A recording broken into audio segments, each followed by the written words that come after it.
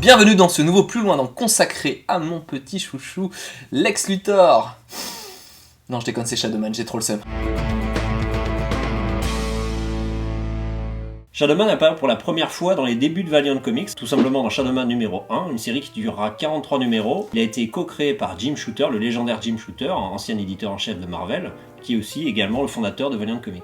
Cette série nous présente Jack Boniface, un joueur de saxophone. Il est habitué à jouer dans un club de jazz de la Nouvelle-Orléans, et un soir, alors qu'il rentrait chez lui, il va vivre une expérience de mort imminente, il va être laissé pour mort après avoir été agressé. Et le soir suivant, dès que la nuit va tomber, il va être comme possédé, il va avoir envie de traquer le crime à travers sa ville, il va choper un masque de carnaval qui traînait, et ce sera les premières aventures de Shadowman. En rentrant chez lui, Nettie, sa femme de ménage, en fait c'est une sorcière vaudou. Sentant que quelque chose a changé chez Jack, elle va lui expliquer qu'il a été possédé par un esprit vaudou, justement, un Loa, que ça n'a rien de maléfique, qu'au contraire c'est là pour faire le bien. Cet esprit Loa, il n'est pas là pour le posséder, mais plus pour l'aider en fait à faire le bien. En 1997, gros changement dans la série. Déjà, Valiant va se faire racheter par Acclaim Comics quelques temps auparavant, donc quand Garcenis va reprendre l'écriture de Shadowman, ça va changer du tout au tout. On va partir sur un autre perso, puis un univers drastiquement changé, on sera un peu plus dans le surnaturel qu'avant. Au début de cette nouvelle série, Jack Boniface va se faire tuer par des morts, qui reviennent du monde des morts et qui vont venir le tuer assez violemment. De ce fait, il va y avoir besoin d'un protecteur pour la Nouvelle-Orléans, et Nettie va prendre le masque de Shadowman et l'incorporer sur le torse de Mike Leroy, qui est un tueur à gages. Du coup, les aventures repartiront de plus belle avec quelqu'un qui en a à revendre. Déjà, il va devoir lutter contre des horribles serial killers, vraiment des grosses ordures, des psychopathes et tout ce qu'on veut, mais qui va aussi pouvoir aller dans le monde des morts, aller dans le monde des vivants. Le ton de la série va totalement changer, on va être dans quelque chose de complètement dark en fait. 99 va être une très grosse année pour Shadowman, c'est même carrément la consécration. Ça va commencer dès janvier avec Turok Shadowman, un crossover one-shot qui met en prise l'Indien chasseur de dinosaures méga badass dont on a déjà parlé avec notre ami Shadowman. En mars 99 sort enfin le jeu vidéo Shadowman, d'abord sur Nintendo 64, qu'on incarnera Mike Leroy, le dernier Shadowman en date, qui grâce au nounours de son petit frère décédé pourra passer entre le monde des vivants et le monde des morts, le Dead Side, dans un scénario complètement original, des serial killers échappés du monde des morts essaieront de contaminer le monde des vivants. Bon, du coup on affrontera Jack l'Éventreur, on affrontera plein de serial killers vraiment dégueulasses. Le scénario était très cool, enfin franchement c'est un jeu à faire même encore aujourd'hui. Et donc, histoire de capitaliser sur la sortie du jeu vidéo, Acclaim Comics va décider de sortir deux mini-séries. La première, Shadowman présente Deadside, une mini-série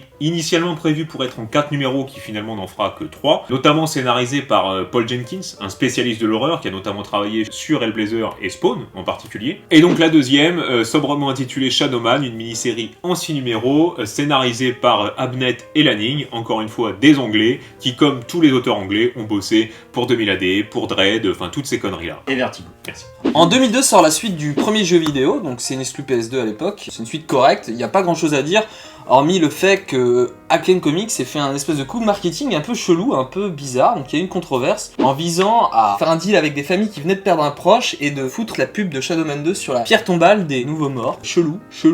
Acclaim Comics ayant fait faillite, il faudra attendre 2012 et le renouveau de Valiant pour pouvoir enfin de nouveau lire du Shadowman. Cette nouvelle série durera 16 numéros et va complètement rénover et réinventer le personnage, et elle est vraiment géniale. On n'est plus sur des suites comme auparavant, mais on est sur un vrai reboot. On retrouve le personnage de Jack Boniface comme personnage principal, mais la nouveauté c'est que désormais on apprend que le pouvoir de Shadowman se transmet, c'est une lignée, ça se transmet de père en fils. C'est aussi bien une bénédiction qu'une malédiction. Les thèmes principaux de la série, ça sera toujours centré sur le vaudou et sur l'horreur. Et donc à partir de là, le personnage de Shadowman est relancé dans le Valiant Universe, il va avoir droit à toute une flopée de séries, que ce soit la mini-série End Time sortie en 2014, Book of Death dans la foulée, ensuite on a eu un one-shot 4001 AD où là on explore le Shadowman du Turfu qui est devenu une femme, ensuite on a eu un crossover Ninjak et Shadowman, et pour finir la série Shadowman depuis le début de cette année 2018 qui est toujours en cours.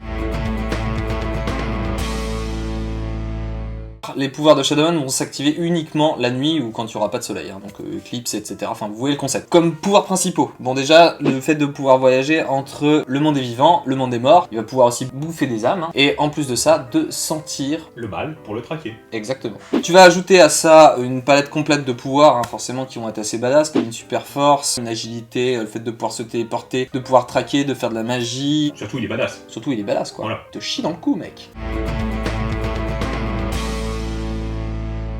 Ce qui est très intéressant avec Shadowman, c'est que c'est un personnage qui a énormément évolué selon les époques, mais surtout selon les 3 approches créatives des 3 éditeurs successifs qui s'en sont occupés. Alors déjà, il y a la première phase, la phase Valiant, les créateurs. Je peux vous renvoyer sur le plus loin dans Bloodshot, avec l'esprit Valiant, l'esprit indé, pur jus, 100% outsider. Alors déjà, concernant la création à proprement parler, on peut dire que Shadowman est la série de Bob Hall, un vétéran de chez Marvel, qui a quand même écrit et dessiné 36 numéros sur les 43 de la série.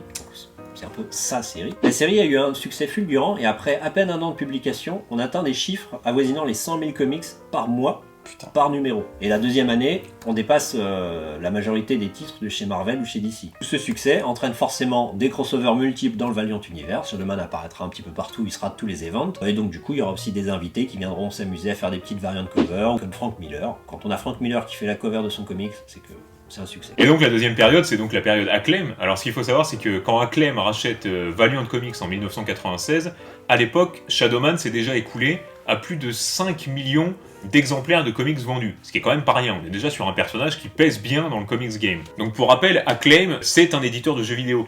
Donc quand il réinvente le personnage de Shadowman, l'objectif marketing assumé, c'est d'en faire un personnage qui soit transposable en jeu vidéo. On aurait pu avoir peur que cette modification commercial amène à un appauvrissement du personnage, et justement c'est tout l'inverse qui a eu lieu, et on a eu une totale réussite qui est justement due en partie au fait que Acclaim n'ait pas embauché n'importe qui pour travailler sur cette série. On peut penser notamment à Garcenis ou Jamie Delano, qui sont quand même des papas du comics, notamment pour leur travail sur Hellblazer. Et surtout, dernier point, ils ont transformé des histoires de justiciers en histoires d'horreur pure, en transformant Shadowman pour en faire un type méga badass, tu vois, qui pète bien des gueules, et surtout en créant et en amenant cette notion de monde des morts, de Deadside, et ce côté vraiment surnaturel et spiritisme, quoi. Et du coup, comme pour le Turok, c'est une approche commerciale et marketing qui est vraiment réussie. Les gens qui lisaient les comics, comme les comics étaient réussis, ça les amenait à jouer aux jeux vidéo, et inversement, les gens qui jouaient aux jeux vidéo, comme les jeux vidéo étaient bons, ça les amenait à lire des bons comics. Donc c'est gagnant sur tous les côtés, et c'est vraiment dommage qu'Acclaim ait fait banqueroute pour des conneries de licences mal gérées, parce que ça aurait pu donner quelque chose de bon sur le long terme. Pour la nouvelle période, donc la période actuelle, on va avoir du coup une nouvelle réinvention du personnage avec une ligne éditoriale qui va carrément être dans le respect de l'héritage, fier de ses origines et de son passé. On le voit avec la couverture de Bob Hall pour le numéro 1 de 2018. Bob Hall qui a travaillé sur toute la première période du personnage. Pour faire plaisir à tout le monde, ce qu'a fait Valiant, c'est assez intelligent, c'est d'avoir pris le meilleur de ce qu'ils avaient fait dans la première période du personnage et le meilleur de ce qu'ils ont fait dans la deuxième. Donc comme ça, tout le monde est content. Mon premier conseil de lecture, ça va être un conseil de jouage, une fois n'est pas coutume. Le jeu vidéo, qui était sorti sur Nintendo 64 et PS1 et PC et Dreamcast, il est génial. Faites-le même aujourd'hui, il est encore très bon. C'est lui qui m'a fait découvrir le personnage. Et donc du coup, mon deuxième conseil, qui est un conseil de lecture, c'est la phase Acclaim. C'est excellent et franchement, c'est là, donc c'est le personnage que j'ai découvert. Donc moi, je vais vous conseiller le reboot de chez Valiant, puisque c'est comme ça que j'ai découvert le personnage, et que c'est vraiment de la pure frappe, un comics qui est fabuleux. Et voilà, il faut lire. Il faut le lire. Et en dernier conseil de lecture, je vais vous proposer la mini-série Deadside, tout simplement. Ça vaut grave le coup, en tout cas on voit bien le monde des morts et ce qui s'y passe à l'intérieur. C'est glauque et c'est glauque. Donc allez-y, foncez. On arrive au moment où il va falloir voter pour le prochain personnage à approfondir, dans le prochain plus loin dans. Pour ça, c'est très simple, vous allez dans le lien qui est en description, vous choisissez parmi les 3 personnages qu'on vous propose. Blurg, qu'est-ce que tu nous proposes ? Moi je vais vous parler de Blade, le tueur de vampires. Pour ma part, on va rester dans le badass, on va parler de Tortues, bien sûr, les Tortues Ninja. Moi, bien, je crois que j'ai un problème avec les chauves, parce qu'après Lex Luthor, je vous propose Wilson Fisk. J'adore lustrer les crânes des chauves. Bon les gars, moi je vous le dis à un titre personnel, ça fait plaisir d'être venu dans un plus loin dans avec ces 2 enfoirés. C'était top, n'oubliez pas de vous abonner, parce que sinon, voilà, vous êtes déjà en train de partir de la vidéo, de toute façon vous m'écoutez même plus parler, personne reste pour les fins de vidéo, ça fait chier tout le monde. Voilà, allez, vas-y, tu t'es déjà cassé de toute façon, voilà, j'aime bien ta maman, salut, à plus. C'est tout, on a jeté un calvaire. Oui. Tu es moi.